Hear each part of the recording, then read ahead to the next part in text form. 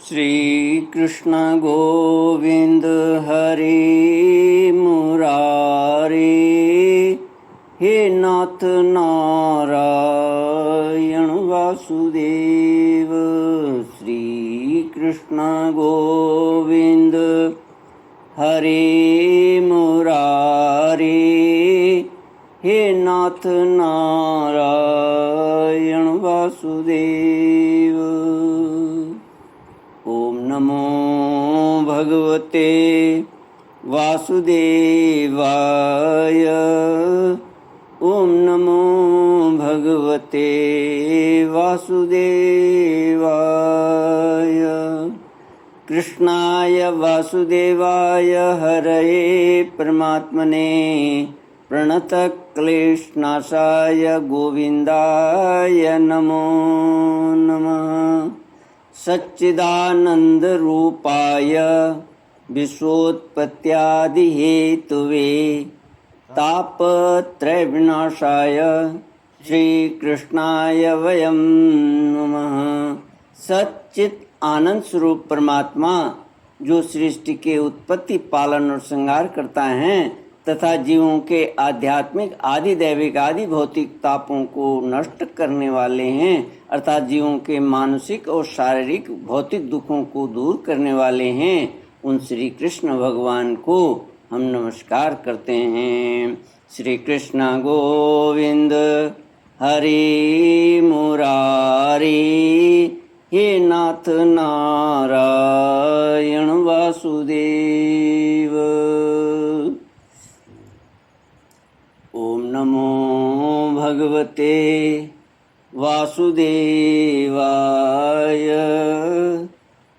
ओम नमो भगवते वासुदेवाय। श्रीमद् भागवत महापुराणम चतुर्थ स्कंधः अथ प्रथमोऽध्यायः। मैत्रेय उवाच मनोस्तु शतरूपायां तिस्रः कन्याश्च जज्ञिरे, आकुतिर्देवहूतिश्च प्रसूतिरिति विश्रुताः। आकुतिं रुचये प्रदात् अपि भ्रातृमतीं नृपः, पुत्रिका धर्ममाश्रित्य शतरूपानुमोदितः। प्रजापति स भगवान् रुचिस्तस्यामजीजनत्, मिथुनं ब्रह्मवर्चस्वी परमेण समाधिना।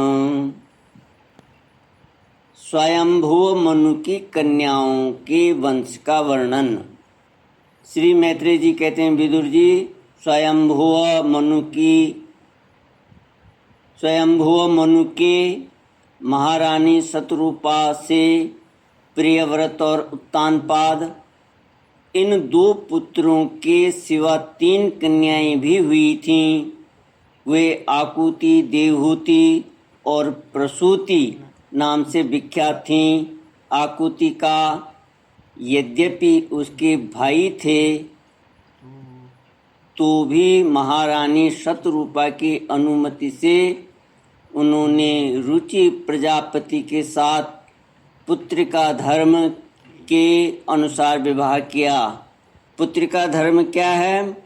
पुत्रिका धर्म के अनुसार किए जाने वाले विवाह में यह शर्त होती है कि कन्या के जो पहला पुत्र होगा उसे कन्या के पिता ले लेंगे।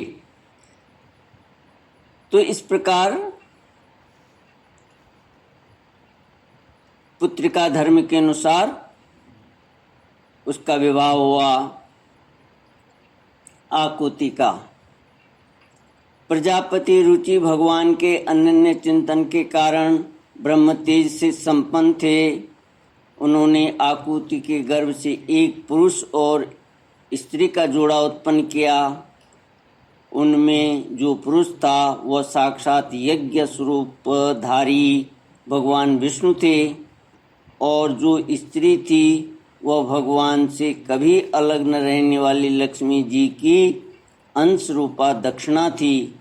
मनु जी अपनी पुत्री आकुति के उस परम तेजस्वी पुत्र को बड़ी प्रसन्नता से अपने घर ले आए और दक्षिणा में रुचि प्रजापति ने अपने पास रखा और दक्षिणा को रुचि प्रजापति ने अपने पास रखा।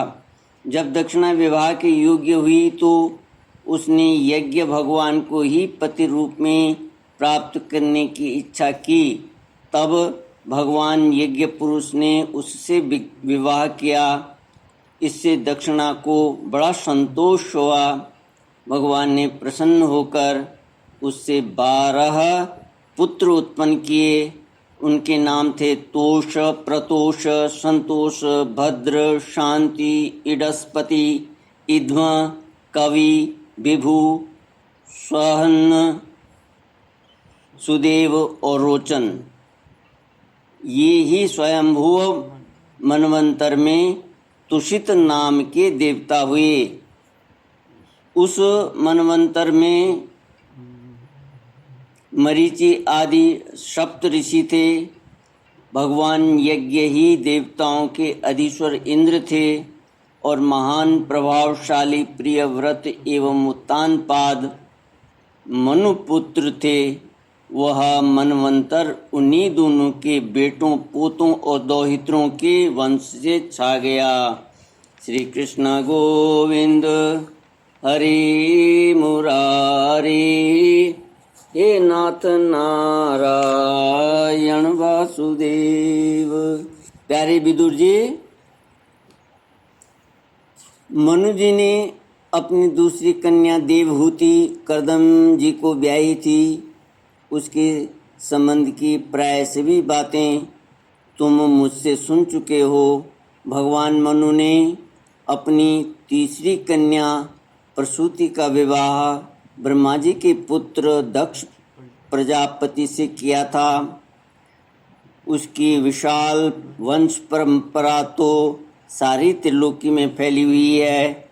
मैं कर्दम जी की 9 कन्याओं का, जो 9 ब्रह्म ऋषियों से ब्याही गई थी, पहले ही वर्णन कर चुका हूँ। अब उनकी वंश परंपरा का वर्णन करता हूँ, सुनो। मरीचि ऋषि की पत्नी कर्दम जी की बेटी कला से कश्यप और पूर्णिमा नामक 2 पुत्र हुए, जिनके वंश से यह सारा जगत भरा हुआ है। शत्रुतापन विदुर जी पूर्णिमा के विरज और विश्वग नाम के 2 पुत्र तथा देवकुल्या नाम की 1 कन्या हुई। यही दूसरे जन्म में श्री हरि के चरणों के धोवन से देव नदी गंगा जी के रूप में प्रकट हुई। अत्रि की पत्नी अनुसुईया से दत्तात्रेय, दुर्वासा और चंद्रमा नाम के 3 परम यशस्वी पुत्र हुए। ये क्रमशः भगवान विष्णु, शंकर और ब्रह्मा के अंश से उत्पन्न हुए थे। विदुर जी ने पूछा, गुरुजी कृपया यह बतलाइए कि जगत की उत्पत्ति, स्थिति और अंत करने वाले इन 3 सर्वश्रेष्ठ देवों ने अत्रि मुनि के यहाँ क्या करने की इच्छा से अवतार लिया था। श्री मैत्री जी ने कहा, जब ब्रह्मा जी ने ब्रह्मज्ञानियों में श्रेष्ठ महर्षि अत्रि को सृष्टि रचना के लिए आज्ञा दी, तब वे अपनी सहधर्मिणी के सहित तप करने के लिए ऋक्ष नामक कुल पर्वत पर गए। वहाँ पलाश और अशोक के वृक्षों का एक विशाल वन था। उसके सभी वृक्ष फूलों के गुच्छों से लदे थे तथा उसमें सब ओर निर्विंध्या नदी के जल की कल कल ध्वनि गूंजती रहती थी। उस वन में वे मुनि श्रेष्ठ प्राणायाम के द्वारा चित्त को वश में करके 100 वर्ष तक केवल वायु पीकर सर्दी गर्मी आदि द्वंद्वों की कुछ भी परवाह न कर एक ही पैर से खड़े रहे। उस समय वे मन ही मन यही प्रार्थना करते थे कि जो कोई संपूर्ण जगत के ईश्वर हैं, मैं उनकी शरण में हूँ। वे मुझे अपनी ही समान संतान प्रदान करें। तब यह देखकर कि प्राणायाम रूपी ईंधन से प्रज्वलित हुआ अत्रि मुनि का तेज उनके मस्तक से निकलकर तीनों लोगों को तपा रहा है, ब्रह्मा, विष्णु और महादेव तीनों जगतपति उनके आश्रम पर आए। उस समय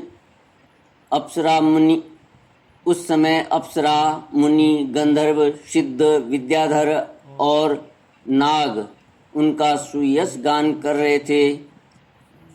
उन तीनों का एक ही साथ प्रादुर्भाव होने से अत्रि मुनि का अंतःकरण प्रकाशित हो उठा। उन्होंने एक पैर से खड़े खड़े ही उन देवों को देखा और फिर पृथ्वी पर दंड के समान लौटकर प्रणाम करने के अनंतर अर्घ्य पुष्प आदि पूजन की सामग्री हाथ में ले उनकी पूजा की। वे तीनों अपने अपने वाहन हंस, गरुड़ और बैल पर चढ़े हुए तथा अपने कमंडलू, चक्र, त्रिशूल चिन्हों से सुशोभित थे। उनकी आँखों से कृपा की वर्षा हो रही थी।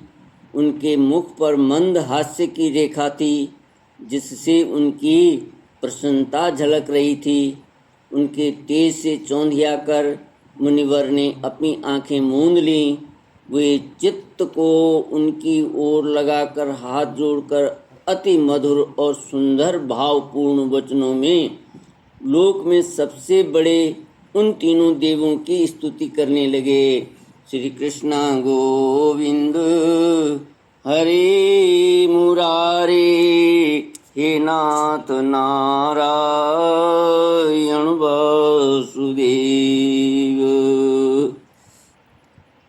अत्रि मुनि ने कहा, भगवान, प्रत्येक कल्प के आरंभ में जगत की उत्पत्ति, स्थिति और लय के लिए जो माया के सत्वादि तीनों गुणों का विभाग करके भिन्न भिन्न शरीर धारण करते हैं, वे ब्रह्मा, विष्णु और महादेव आप ही हैं। मैं आपको प्रणाम करता हूँ। कहिए, मैंने जिनको बुलाया था, आप में से वे कौन महानुभाव हैं? क्योंकि मैंने तो संतान प्राप्ति की इच्छा से केवल एक सुरेश्वर भगवान का ही चिंतन किया था। फिर आप तीनों ने यहाँ पधारने की कृपा कैसे की? आप लोगों तक तो देहधारियों के मन की भी गति नहीं है, इसलिए मुझे बड़ा आश्चर्य हो रहा है। आप लोग कृपा करके मुझे इसका रहस्य बतलाइए। श्री मैत्रेय जी कहते हैं, समर्थ विदुर जी, अत्रि मुनि के वचन सुनकर वे तीनों देव हंसे और उनसे सुमधुर वाणी में कहने लगे। देवताओं ने कहा, ब्रह्मन, तुम सत्य संकल्प हो, अतः तुमने जैसा संकल्प किया था वही होना चाहिए। उससे विपरीत कैसे हो सकता था? तुम जिस जगदीश्वर का ध्यान करते थे वह हम तीनों ही हैं। प्रिय महर्षि, तुम्हारा कल्याण हो। तुम्हारे यहाँ हमारे ही अंश रूप 3 जगत विख्यात पुत्र उत्पन्न होंगे और तुम्हारे सुंदर यश का विस्तार करेंगे। उन्हें इस प्रकार अभीष्ट वर देकर तथा पति पत्नी दोनों से भली भांति पूजित होकर उनके देखते ही देखते हुए तीनों सुरेश्वर अपने अपने लोकों को चले गए। ब्रह्मा जी के अंश से चंद्रमा, विष्णु के अंश से योगवेता दत्तात्रेय जी और महादेव जी के अंश से दुर्वासा ऋषि अत्रि के पुत्र रूप में प्रकट हुए। अब अंगिरा ऋषि की संतानों का वर्णन सुनो। श्री कृष्ण गोविंद हरि मुरारी हे नाथ नारायण वासुदेव। ओम पूर्णमद पूर्णमिदं पूर्णात् पूर्णमुदच्यते पूर्णस्य पूर्णमादाय पूर्णमेवावशिष्यते। ओम शांति शांति शांति। हरि ओम। श्री गुरुभ्यो नमः। हरि ओम।